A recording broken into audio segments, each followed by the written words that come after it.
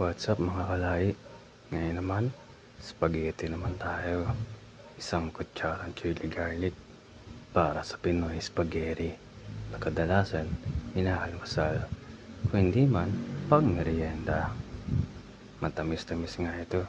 Kaya naman, lagyan natin ng konting sipa ng anghang. At syempre, sa unang subo, ito na. Aray ko po.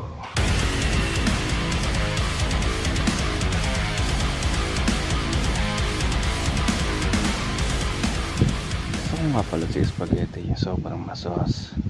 Kaya mapapansin nyo, kutsara ang gamit ko instead of tinador.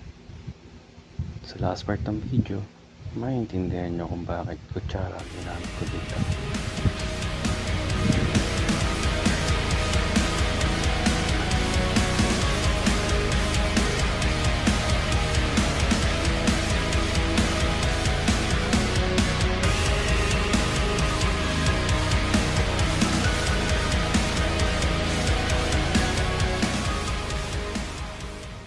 Ayan, halos ubos na natin. Kung tinador ang gamit natin, hindi natin masisunod ang spaghetti natin kinakain.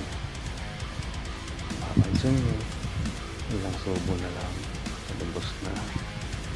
Sa mga oras na ito, halos na-enjoy ko talaga ang pagkain ng spaghetti. Ang maanghang.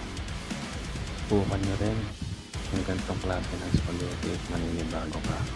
Lalo ka pang gaganahan. Sa susunod, paalam.